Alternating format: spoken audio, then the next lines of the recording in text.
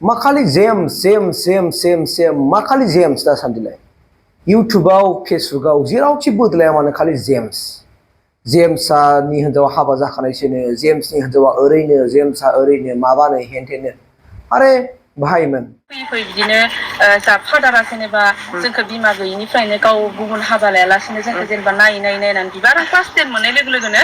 फादारा माने रुंसारि जादों आरो अब्लाथ' होनबा आंनि जिउनि लामा हान्थिनायाव माने जोबोद दुखु नांथाव आरो मानोना क्लास 10 समावथ' जेबोखौनो बुजिया माने बोरै दावगागोन बोरै थांगोन माने बेफोरबायदि अब्ला बै समाव जोंहा फादारनि बिनानाव आनै दङमोन आरो बे आनैयानो माने जोंखौ जोथोन लानानै माने फरिनाय स्कुलाव थांनाय गासैखौबो जोंखौ माने दायथ'खौ बिमानैयानो माने लादो आरो लानानै बिदिनो आंबो मा खालामबाय उन्दैनिफ्रायनो माने आं सानबाय आरो माने जोंहाथ' जेनेबा आइबो गैला आफाबो गैला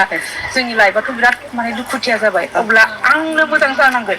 आङो मोजां जायोबासो आं मा खालामनो हागोन आङो जिउनि लामाखौ आङो हान्थिनो हागोन बिदि होननानै आं गोबां माने आङो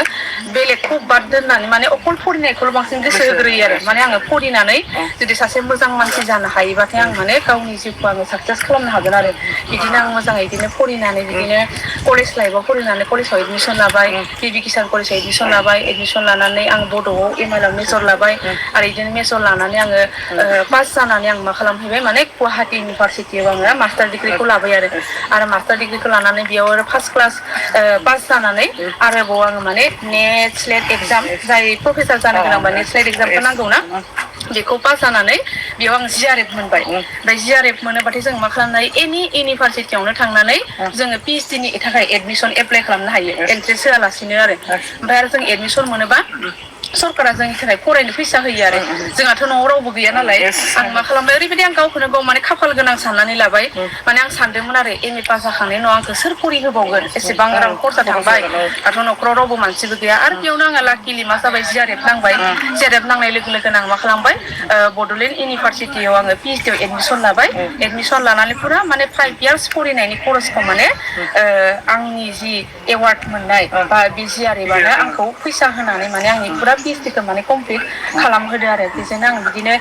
साक्सेस बिदिनो जानानै फैबाय ओमफ्राय साक्सेस जाना फैना ओमफ्राय बिदिनो बिराद कर'ना भाइरासनि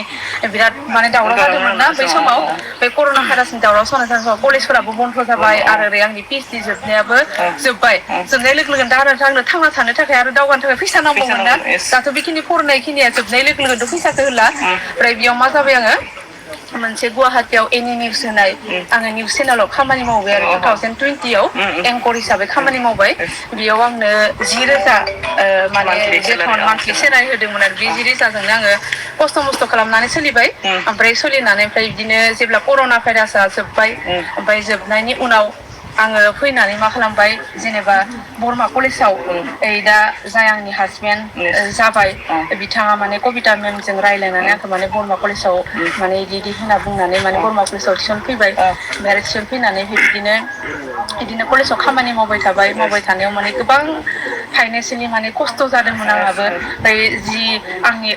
8,000 दरमा मोननायाबो थोआ जादोंमोन आरो बेयाव माने जोबोद खस्थ' जाना समाव जेनेबा जों लोगोखामोन नालाय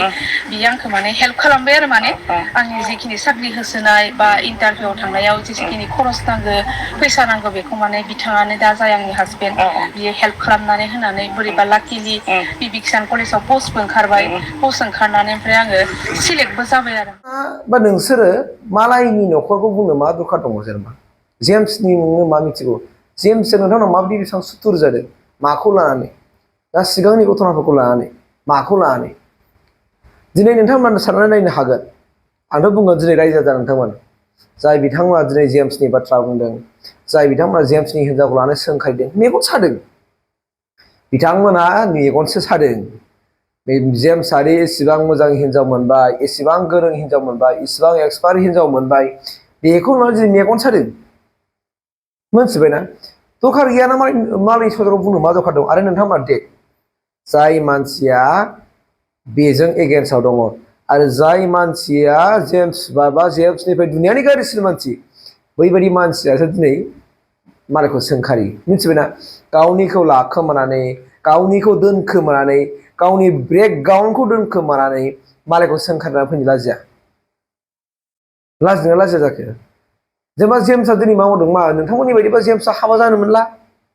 जेम्सआ नोंथांमोननि बायदिबा मोजां हिनजाव मोनला नोंथांमोना मा मिथिगौ नोंथांमोना मिथिगौ ना जेम्सनि हिन्जावा मा खालामो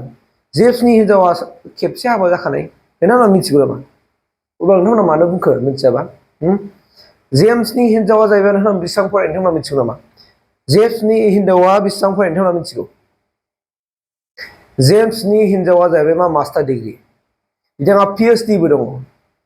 बिथाङा डक्टर बिखौ बिनि उपाधिया डक्टर मिथिबायना बियो PhD खालामदों आरो बिहा आंनि बुंनाय बाथ्रा नङा जेम्सनि हिन्जावा बुंनाय बाथ्रा बियो जाहैबाय मा उन्दैयावनो गाव बियो बिमा बिफा गोमाजानाय गावनि बिमानिया जोथोन लानाय गोबां खस्थ'नि गेजेरजों फरायै दिनै बियो दा बाक्सानि मोनसे कलेजावहाय बियो दिनै प्रफेसार मावो सासे लेक्सारार बियो जेम्सनि हिन्जावा सासे लेक्सारार मिथिबायना नोंसोर बायदि जानला नङा नोंसोर बायदि थख्रा गैयै मानसि नङा मिथिबायना खुनु जेबो मिन्थिया आबां जाबां मिन्थिया माबा मोनसे मिन्थिया मानि हिन्जावखौ मानो बखिनो फैयो मा दरखार दङ मा नंमारगौ नामा कन्टेन्ट मोनाखै नामा कन्टेन्ट मोनैनि थाखायनो नोंथांमोना दिनै जेम्सनि बाथ्राखौ बुंनो फैबाय जेम्सखौ सोंखारनो फैबाय सोरखौबा सोंखारनो फैबाय दिनै नाय फेसबुकाव बोलाबोजोबदो नायगोन गासैबो बे जेम्सनिल' बाथ्रा फैयो जेम्सनिल' बाथ्रा फैगोन इउटुबाव थांदो इउटुबावबो जेम्सनि बिथाङा दिनै संसारनि नेम बायदि हाबा जाबायब्रा सिगाङाव जाबायब्रा बाद हो बेफोरखौ बिनि मोनसे एक्सटेनमेन्ट बेहाबो मालाय बेजों जाय जादों बेबो मालाय गावनि लाइफआव दानो थाखाय बेहा मालाय सेटेल जाखानानै दंखायो मालायखौ बुंनो मा दरखार दङ नों गावखौ मानो सानाखै नोङो गावनि फारसे सानना नायगोन नों जाय खामानिखौ मावनो आवगायदों जे नों गुबुनखौ सोंखारिनाय गुबुनखौ निन्दा खालामनानै समाजनि गेजेराव गाज्रि मानसिना दिन्थिनो नाजादों नोङो मोजां मानसिखौबो दिनै नों गाज्रि दिन्थिनो नाजादों बे आखुथायखौ नों सोलोंगासिनो दङ आरो बे आखुथायानो नोंनि बेफोरबायदि गाज्रि गुबुनखौ गाज्रि नोजोरजों नायनाय गुबुनखौ हिंसा खालामनाय गुबुननि गोजोन संसारखौ सिफायनानै होनो नागिरनाय बेबायदि आखुआनो दे नोंनि जिउआव खैफोद लाबोगासिनो दङ नोंनाव पापनि माबाया माने बारायगासिनो दं नोंबो मिथियाखै ना दासिमबो नों दाबो मिथिया बेखौनो नोंनि संसाराव मा फैगोन नोंनि न'खराव मा फैगोन नोंनि लाइफआव माबायदि एक्सटेन्ड फैगासिनो दं नों मिथियाखै मानोना मानसिबाबो इसोरबाबो सोरबायाबाबो भगबानाबो बांद्राय राय होआ स' बिनिखायनो सम थानायावनो गावखौ सुद्रायनो नाजा सम थानायावनो गावखौ राइट वेजों लांनो नाजा नों सिगां मामोन नों दा मा जानो थांगासिनो दङ बे नङा नों गोदो सिखावमोन दाबो सिखाव थानांगौ बे नङा नों सिखाव जानो हागौ खिन्थु नों दिनै नों जुदि मालाबा हमजाबायब्ला बेनिफ्राय नों गावखौ सोदांनो नाजा सोदांनानै नोङो मोजां मानसि जाफिननो नाजा अब्लानो नोंबो लाइफआव गोजोन मोनगोन सान्थि फैगोन दिनै आबां जाबां मालायनि न'खरखौ लानानै मालायनि संसारखौ लानानै मालायनि हाबा जानायखौ लानानै मा दरखार बाथ्रा बुंनो एसेबां मानि थाखाय ना बिथाङा इउटुबाव सोरखौबा रायफैनायखाय ना बिथाङा इउटुबाव सोरखौबा बुंफैनायखाय इउटुबाव सोरखौबा माबा मोनसे खालामफैनायखाय नामा ना माबोरै आंथ' नुदों दिनै ओरैबायदि माखासे मानसिफ्रा माने बिथांनि मोजां हिन्जाव मोनबाय सुन्दुरि हिन्जाव मोनबाय हेन्डसाम हिन्जाव मोनबाय आखल आखु गियान गोनां हिन्जाव मोनबाय बेबायदि मोननायखाय मानसिफ्रा दिनै बेखौ हिंसा जादों आरे नोंबो मोनगोन सोरबाबो मोनगोन नोंनि आखुथायसो थिनगोन नोंनि मावथायफ्रा फैगोन थिनगोन नोंनि साननाय हनायफ्रा थिनगोन गासैबो नोंनि सायाव सोनारजोबो नों माबायदि मानसि नों माबायदि नों बेखौसो नायगोन गावखौ हमनांगोन नोंनि साननायफ्रा मा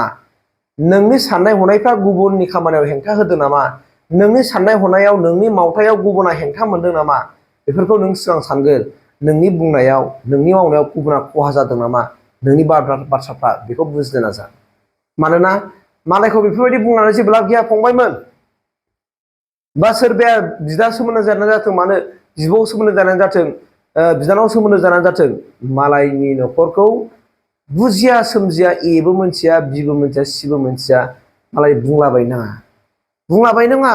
दिनै जेम्सनि हाबायाव जादों मालाय बेसेबां लोगोफ्रा थांदों इसिबां इन्जयमेन्ट खालामफैदों बेसेबां मा खालामफैदों